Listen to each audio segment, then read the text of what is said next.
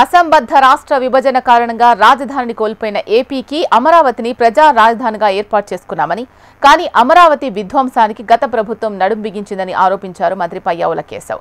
రాజధాని అనేది ఒక ప్రాంతం కోసం కాదు, రాష్ట్ర అభివృద్ధికి దోహదం చేసే గ్రోత్ ఇంజిన్ గా అమరావతిని తీర్చిదిద్దాలి అన్నదే తమ ప్రభుత్వ లక్ష్యమని అన్నారు పయ్యావుల.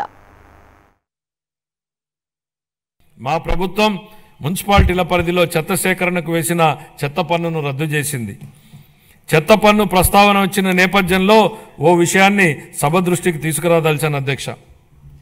మీరు ఆనాడు ప్రతిపక్షంలో ఓ మాట అన్నారు. చెత్త మీద వేసిన చెత్త పన్నును ప్రస్తావిస్తూ నాటి పాలకుల మీద మీరు చేసిన వ్యాఖ్యలు పెను ప్రకంపనలు సృష్టించాయి. అది అక్షరాల నిజమని ప్రజలు తమ జూన్ 24 తీర్పు ద్వారా స్పష్టం చేశారు అధ్యక్ష. గత పాలకులు రాష్ట్రానికి అప్పులనే కాదు, చెత్తను కూడా మనకు వారసత్వంగా వదిలేసి వెళ్లారు.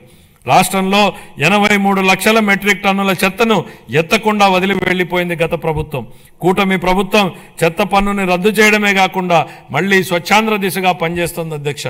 పట్టణ పేదలకు రాయితీపై ఆహారాన్ని అందించే 204 అన్నా క్యాంటీన్లను ఇప్పటికే ప్రారంభించడం జరిగింది.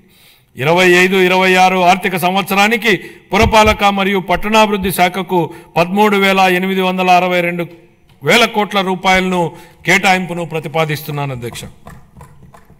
గృహ నిర్మాణ పథకాల కింద 4,737 కోట్ల రూపాయలను గత ప్రభుత్వం చెల్లించకపోవడం వలన 4 లక్షల మంది లబ్ధిదారులు నష్టపోయారు. గృహ నిర్మాణానికి షెడ్యూల్డ్ కులాల వారికి అదనంగా 50,000 రూపాయలు మరియు షెడ్యూల్ తెగల వారికి అదనంగా 75,000 రూపాయలు ఆర్థిక సహాయం అందించాలని మా ప్రభుత్వం నిర్ణయించింది. మేనిఫెస్టోలో ఇచ్చిన హామీల మేరకు మా ప్రభుత్వం గత 7 నెలల్లో అసంపూర్తిగా ఉన్న 1,15,000 బలహీన వర్గాలకు చెందిన వారి ఇళ్లను పూర్తి చేయడం జరిగింది.